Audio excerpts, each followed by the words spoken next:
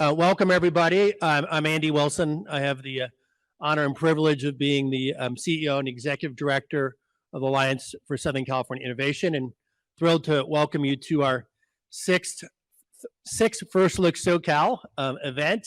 I know I look forward to this all year. So many great entrepreneurs, so much terrific science finding its way into commercialization. So thrilled to be here. I want to start off by introducing one of my partners in crime. Renee LaBran is on the board of directors of the Alliance as our vice chair. I've known Renee, I probably shouldn't say Renee because it's going to make us look old, for a long time from her work in venture capital. She's been an investor for over 25 years. She was part of a venture fund that some of you may remember called Rustic Canyon Partners, and I think that's where we first met. Renee, and involved in Idea Lab, where I happened to help build one of their portfolio companies as well. She's an active investor personally, and is an adjunct professor at UCLA's Anderson Business School in their entrepreneurship program. I want to say most importantly, Renee, I think you're, if I recall, a very avid pickleball player. For all you pickleball players, I did have an entrepreneur at LA Tech Week try to pitch me on a pickleball concept, but I'm not sure that quite qualifies as tech. And as I say, most importantly, Renee is one of our three vice chairs, and we're grateful for her support and leadership at the Alliance. So I'm going to turn it over to her to welcome you all formally. So come on up, Renee.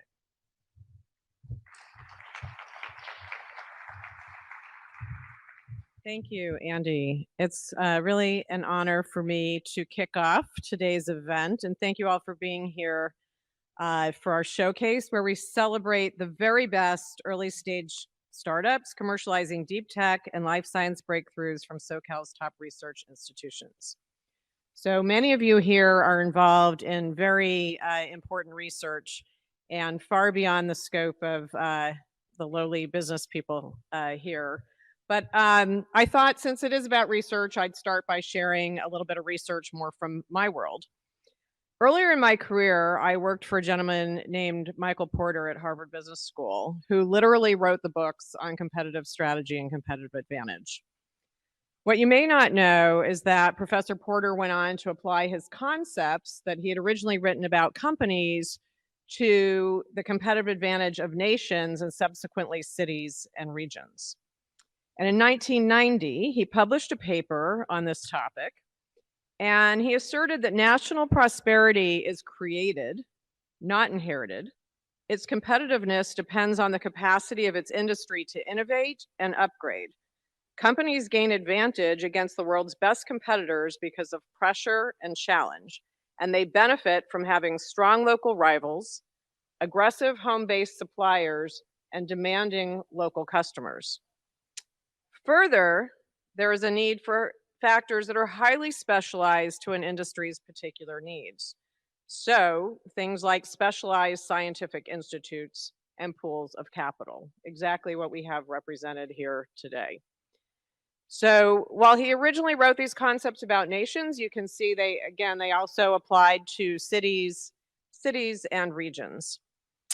Andy mentioned I was in venture capital for a long time, and he kind of said he wouldn't say how long we've known each other, but he gave it away when he said how long it's been. But so I can say in 2000, when I started in venture capital, the conventional wisdom was that if you were going to build a great company, you had to go to Northern California. And in fact, companies would start up here in LA, and then the marauding venture capitals from Northern California would come down, and they would, have these indentured servant companies, and they would force them back up to Northern California because they said there was no talent here, there weren't the resources that were needed to support and sustain companies here in LA. We had plenty of research and IP, plenty of ideas. What we lacked was the infrastructure needed to ensure that those ideas could be commercialized, and a more robust ecosystem to nurture and support those ideas. That ecosystem has to include funding, it has to include customers hungry for innovation, regulatory flexibility, and a talented workforce. That's what we're trying to foster and sustain at the Alliance, and why I chose to be part of it. If you take anything at all away from my comments today, please remember that everyone, each of us, has a part in our region's success, and that it's the interrelationship between research institutions, founders, funders, and government at all levels that makes a difference.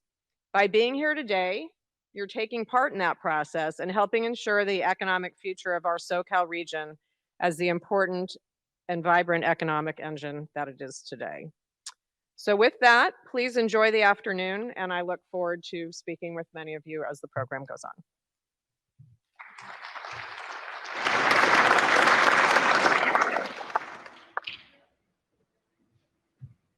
Thanks, Renee, for that. I do remember Michael Porter as well. When I was at business school, he was still teaching. I did also want to thank our sponsors, and we try to make these tickets incredibly affordable, but do a high quality event, and without our sponsors, that wouldn't be possible. We do charge, as I mentioned, something, because I know sometimes if you don't pay anything, you kind of maybe skip it on your calendar. So hopefully a few bucks got more people here to show up. But once again, making this event affordable is critical for our support of our sponsors, and want to acknowledge Wilson Sonsini as our lead sponsor, and then co-sponsors of KPB Law, the Michelson Research Foundation, and Jet Propulsion Laboratory. That takes me into our next topic, which is going to be a fireside chat with an incredible team from JPL. I told the entrepreneurs, by the way, in the lunch beforehand, their businesses and science need to be mind-blowing. And I know when I first saw this video, I found this video mind-blowing. So I'll be curious to see what you think. It's only a few minutes long, so we can cue it up.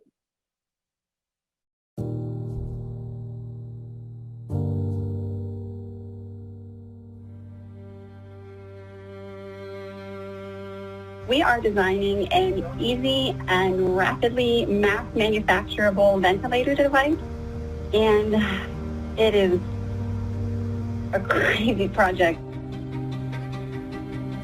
This crisis is unprecedented in our lives, and requires unprecedented action.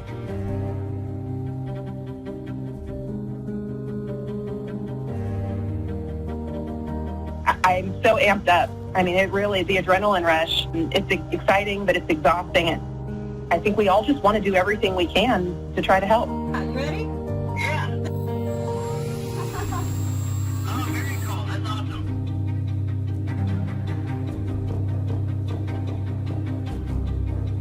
I would say the biggest personal challenges that I have myself is I don't have time to sleep.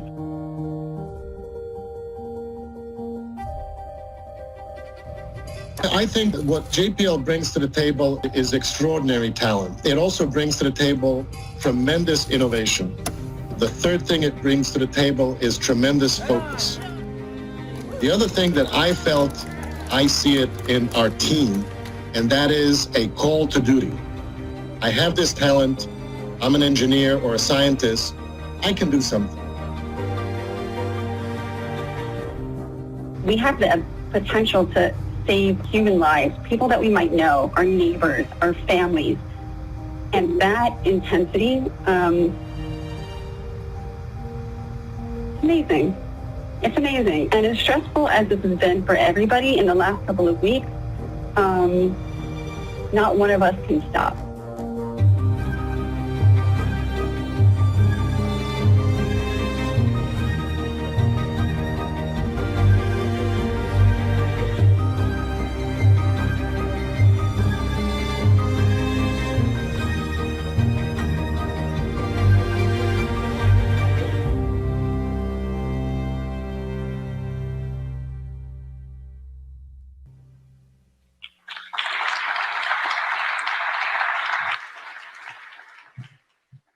What amazing work. I'm fortunate to live in Pasadena, where JPL is just up the street, and we do think about them as the innovation engine for planetary exploration. But it's amazing to see engineers and scientists respond in what I think was a very difficult time. So, here's to many scientists who stepped up to the challenge during COVID-19. I felt this event was a great way to acknowledge not just their work, and you can see their handiwork here, but the many biologists, immunologists, first line responders who helped us navigate through what was a hopefully once in a lifetime experience. So with that, first of all, I love the video. Hope you did too. As an engineer, kind of chokes me up.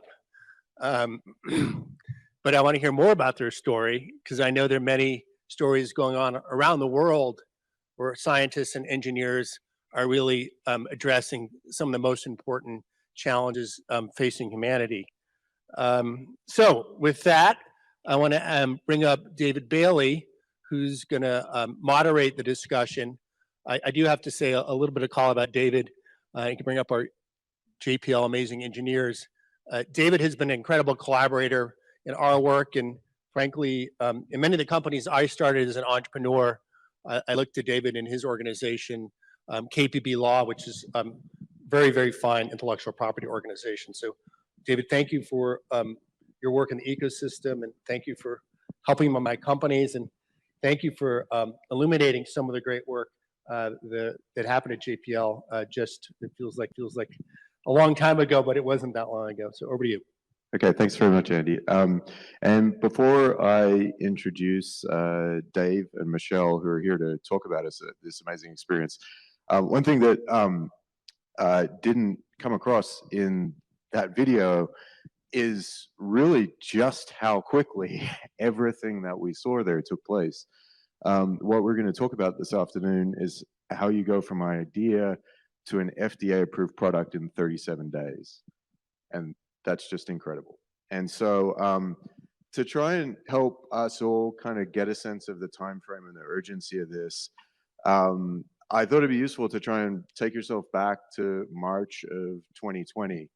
And for me, something that really sticks out from that time was I have a good friend. We like to go to soccer matches together. We were at BMO Stadium on March 8th watching LAFC play the Philadelphia Union.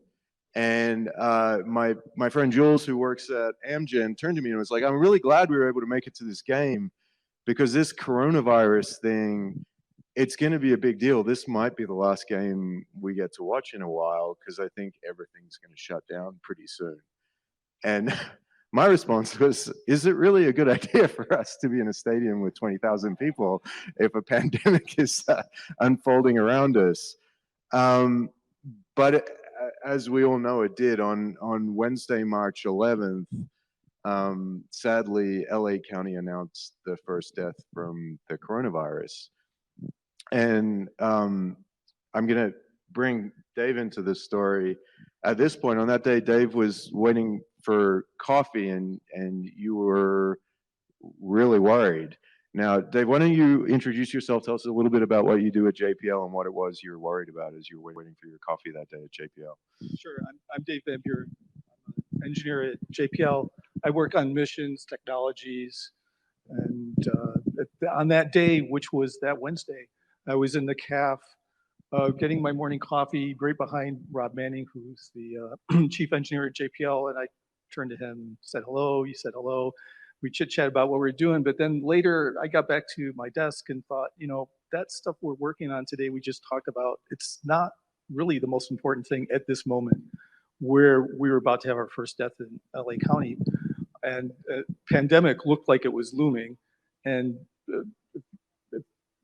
everyone's experienced the pandemic and remembers that it zoomed. There was a day when pandemic, what? The next day is I've heard about it. The next day people are dying, and that exponentiation very quickly can be. And I remember you told me you'd been doing some modeling at that time, and you had some pretty scary numbers that you had kind of identified as being some worst case scenarios, and one of those was there were a number of models. Many people in the U.S. and Europe were doing models, and locally you could plug numbers in to see where you were locally. Those models indicated at that time the worst case was that within a few months we could have 5 to 10 million deaths in the U.S. So would be an unprecedented disaster. Yeah. And while a lot of us were reading about those types of models, you'd actually modeled some of the needs that could exist within the medical community. And did you want to share with us what your model suggested in terms of ventilators, for example? Sure, and this focused on what we could do as engineers would be to what are the mitigations we could put in place quickly that would make a difference. And the models for ventilators, and some fraction of patients will need ventilators to survive, was that we didn't have nearly enough in the U.S. We were missing by at least a factor of 5 the number needed under these worst case scenarios. Yeah, and do I recall correctly, you had thought we might need 400,000 ventilators? But predictions were up to 400,000, and there were only about 80,000 around, so that's a big gap. Okay, and for any entrepreneurs in the audience, you know, there's a really significant thing that happens on everyone's entrepreneurial journey. The first thing is they identify a problem, but it's what comes next is really important. So what came next for you? I think what came next was, is that a problem we could solve? And what would that solution look like? So I had a bunch of crazy ideas, and frankly, most of the initial ideas didn't work.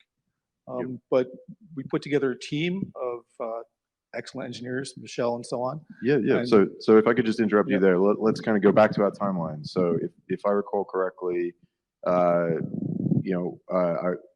11th, you had coffee. On March 16th, all the schools in Los Angeles closed.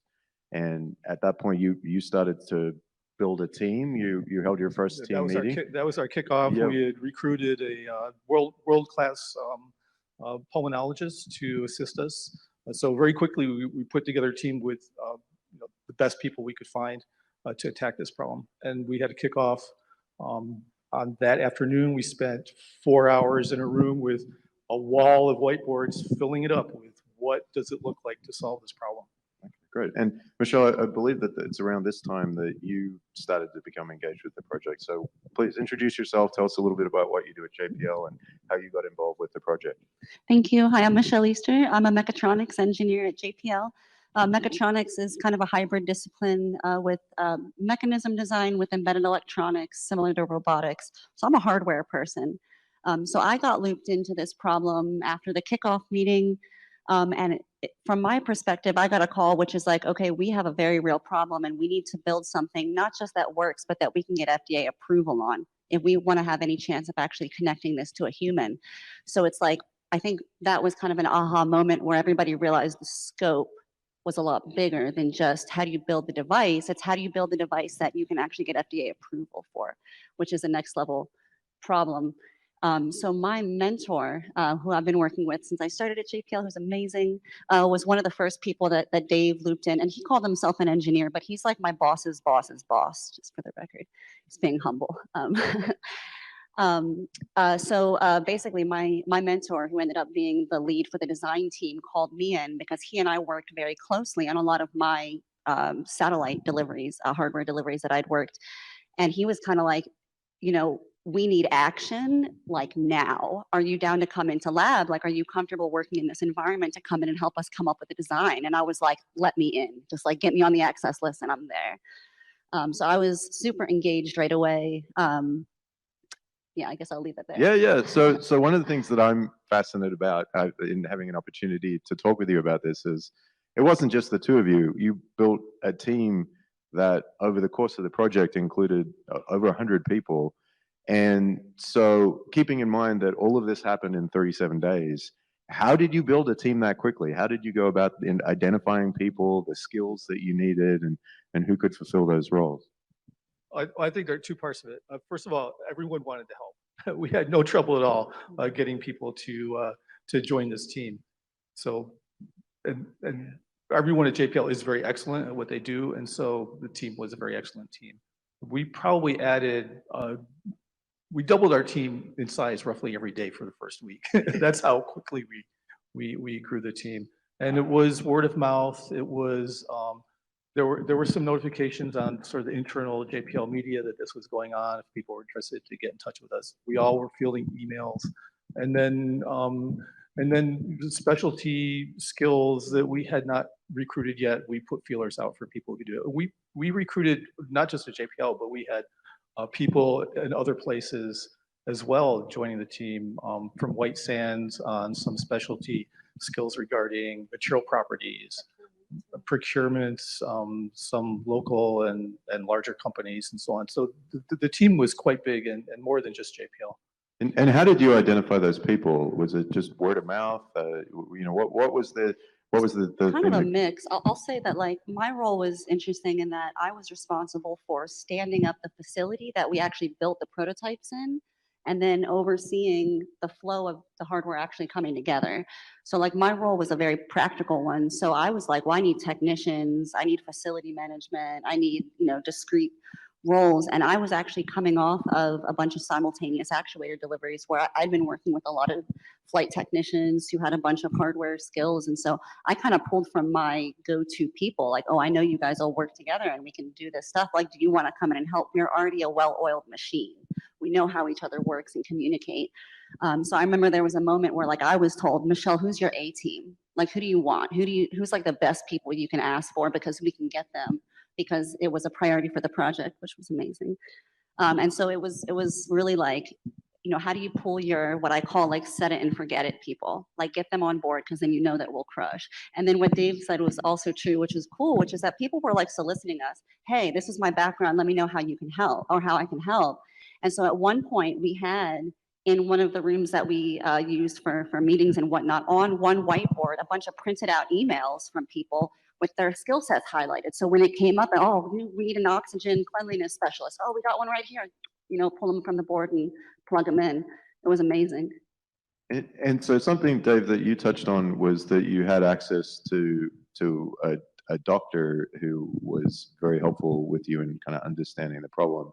I'm just kind of curious, tell us a little bit more about him, but also what role did kind of outside expertise play? It sounds like there were some helpful people that you were able to identify and bring in to advise you along the way.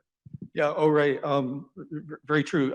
Dr. Gurvich was the pulmonologist. He was the head of the pulmonology department at Huntington and retired. He teaches respiratory therapists in the LA area. He has a whole program doing that. He's a world-known expert. And we made contact more or less randomly through acquaintances. That we were looking for someone, and word came back to me after I posed the question to a colleague. Hey, my wife's a physician and she knows this fellow, Dr. Gurvich, and he'd probably be perfect. And it was an amazing coincidence because it happened immediately. And in fact, even before we got started, we were able to make contact with him. Dr. Gurvich was incredibly enthusiastic about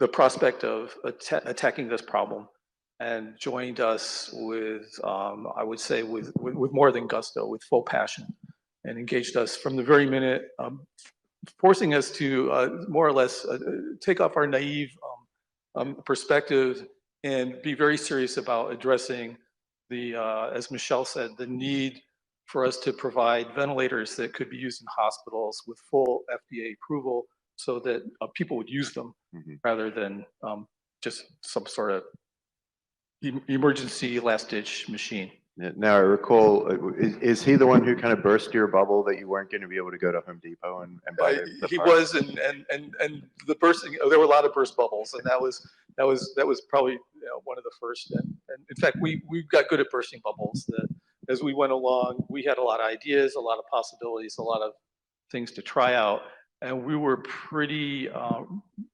ruthless about if something wasn't working, we would just go on. Throw it out, yep.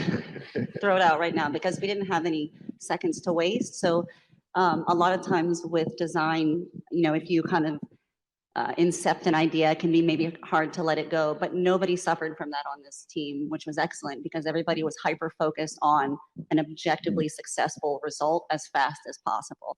So it really, the rare conditions help people to be really focused and efficient and impersonal in that regard. Yeah, I mean, there were literally lists with lines drawn through various technical approaches for all sorts of things. It was quite remarkable how easily people let ideas go in the furtherance of getting it done quickly. And one thing that I found really interesting in talking with you and reading about this project is how clearly defined the task was. And I remember reading this, and I've copied it down, so I'm going to read it out here for everyone's benefit. You set yourself the task that you're going to design a ventilator, and the ventilator had to meet specific high pressure oxygen flow rates, which is obviously the core goal. But you also set yourself very specific constraints that made this very challenging. It had to be made from fewer parts than conventional ventilators. The parts had to be widely available. The parts couldn't be the same as parts that are used in ventilators, which I thought that was potentially making it an impossible task. But that was a very kind of noble aspect of this, this task definition, was that you were being very conscious that the manufacture of one of your ventilators couldn't prevent another ventilator from being manufactured, which...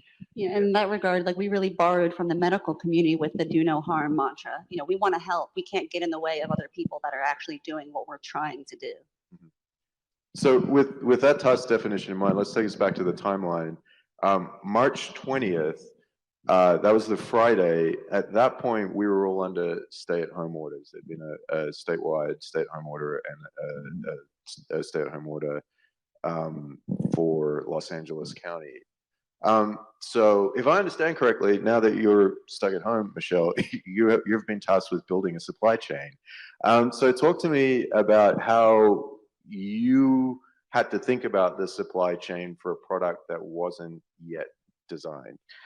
That is probably like the crux of the most challenging part of my role. I ended up being like a middle woman between all of the different groups that were working ventilators. So like we had, for example, the design group, and they're working on coming up with the design. And in parallel, we have the regulatory group, and they are combing through the FDA regulations to pull out requirements to flow over to the design team as they apply to the hardware in parallel.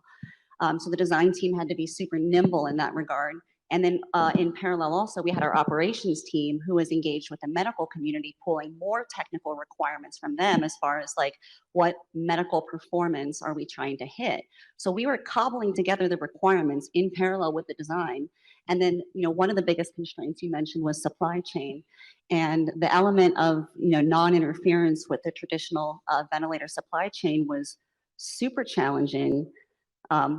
Of course, in addition with everything, but the timeline was probably one of the hardest parts, because the way we were designing was like, okay, come up with a concept, put it on the table and test it. Does it do what you think it does? Good, move forward. If not, throw it out and move on.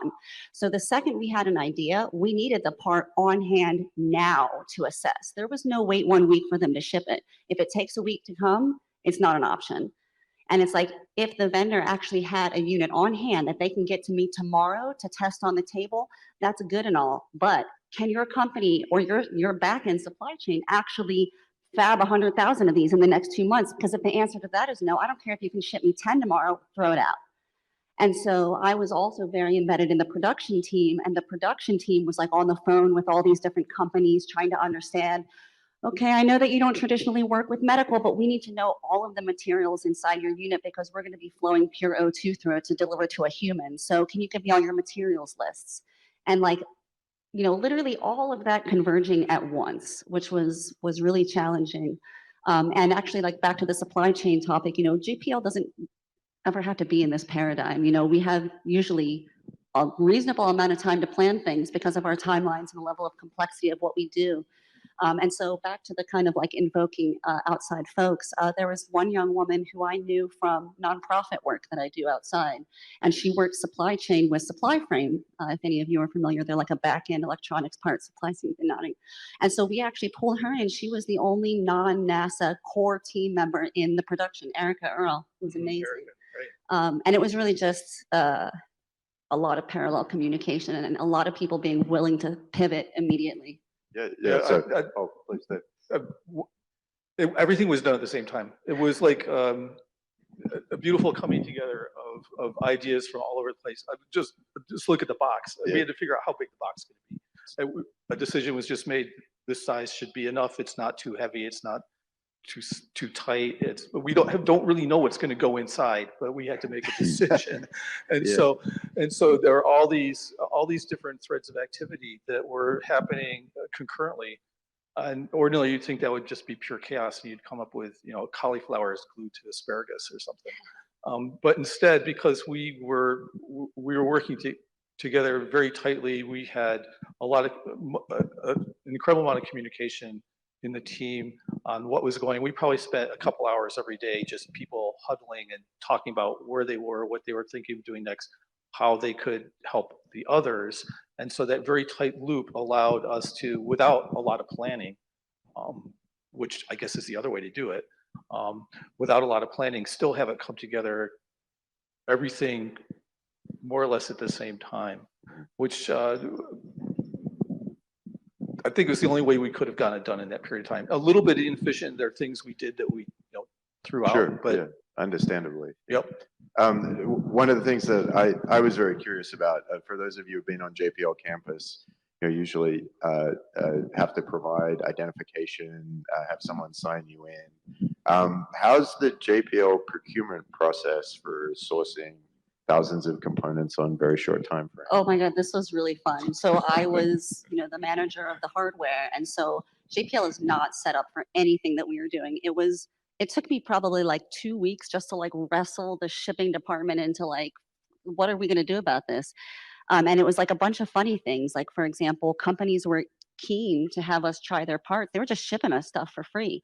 We literally don't have a way to accept things that don't have PO numbers associated with them. So things would show up and I need them and they're like floating out in the ether and we didn't even have a way to locate them because there was like not the right tracking ID. Kind of like a funny, like unexpected little side effect. And so what we ended up doing also is like the shipping is slow. We're a 6,000 person organization, And so like they go into the shipping and they get like processed, they go into a truck, they drive around lab, they get delivered and stuff. We did not have time for this. It can take you 2 days to get your thing once it arrives on lab. And so I was very physically active at the time. And I got to the point where I befriended the guards at the front gate and they would call me, Michelle, the FedEx guy just got here. And I'd be like, perfect, boom, Benjo, go down, meet the guy, and he'd go intercept right at shipping. So we'd be like ready to grab it. And after like a little bit of this, we started really disrupting the shipping department. And so they stepped in and kind of like set up a new process for us, which was, okay, we know we have this urgent project going on. We're going to expedite 2 direct shipments to our lab locations per day. So like they would amass a whole bunch of stuff in the morning and then they deliver us at 11 a.m. and they'd amass the rest of the stuff and we'd have an afternoon delivery. And we actually set up our own receiving department and inventory in the lab as well. So I borrowed some of our receiving quality assurance inspectors and set them up in the lab. We had our own, we set up our whole own thing. Yeah, so I'm guessing on that day one whiteboard, setting up a receiving department probably wasn't on your list of things to do. So, we've touched on the FDA here a little bit in terms of this device is a device that had to get FDA approval. This is not a core JPL competency, engaging with the FDA. Talk us through how you managed to navigate the FDA approval process. We had several contacts. We were plugged into some of the governmental activities that were being coordinated by Department of Homeland Security. And we also had some people on lab who have come to JPL from medical engineering. And so we had numerous contacts that led us very quickly to the FDA process and the folks there who were managing the COVID response. If you remember, the FDA put in place about middle of the last third of March, what they called the emergency approval process, emergency authorization. So that's the authorization under which the vaccines were made, and so they didn't have to go through a 5-year typical process. And they put that in place, and we took advantage of that with the ventilator. We engaged them prior to our submission to understand exactly what we needed to submit. They came back and told us there are all these things you have to do. We looked at all the tests, all the documentation and so on, said, this looks like what we have to do to build our spacecraft and document that. So we had the processes in place. It was a happy coincidence that the standards and whatnot were all, that what we typically do already meets the FDA process. So we had a team of about a dozen people who were responsible for generating the FDA response. They'd tell us what tests we had to do. They'd prepare the documentation after the tests were done, and they did the submittal. So we had a separate team that was a specialist team, and it was led by a person who had done FDA approvals in a previous. Yeah. Previous So that's amazing. Just finding someone who had that experience you could leverage. So that's the thing about a place like JPL. There's so many people that have come from elsewhere. There's a much broader range of skills and experiences than just what happens on lab. And that's a real strength for a project like this, to be able to tap into people that have those. Yeah, I can only imagine. So that brings us to April 30, which was obviously a huge day for you all. That was the day that Vital received emergency use authorization from the FDA. So now you're able to use Vital in a hospital setting, but correct me if I'm wrong. JPL is very good at manufacturing one or two things, but potentially not tens of thousands of medical devices. So what was your plan for actually building this? Yeah, so this was, as David Gallagher will remember, this was the big hole in our plan, which was, yeah, we can design and build some prototypes, but how are we going to make hundreds of thousands available? And it turns out that as word got around what we were trying to do, Caltech, which has a licensing operation, stepped in, and Leon Alkali spearheaded this effort to create a no-cost licensing arrangement whereby we would provide the full build information, all the engineering documents, test standards, procedures, copies of our software that sit inside, copies of the FDA submissions, virtually everything you would need to build. Training videos showing people how they come together and get assembled. How do you set up your test equipment? And we would provide that to qualified licensees at no cost. And Caltech put that together. There were, as you saw in the video, about 30 companies, universities, governments around the world that ended up getting licenses. About 300 applied. In fact, we went through them and qualified them on the basis of whether they had the technical expertise and the financial backing to, in fact, put together a facility that could assemble the ventilators and test them. So suddenly, what looked like a huge problem, like we can't set up and make thousands of these at JPL, was solved with this very sort of distributed, almost organic way that allows them to be made where they're needed and when they're needed. Yeah, and let's put some time frame on that. Do you recall how long it was between when someone took a license and when the first ventilator was being manufactured by a third party? I think I don't recall the exact, but the licenses were happening in June, and yeah, within 4 to 6 weeks. I know the Brazilian teams were already making them.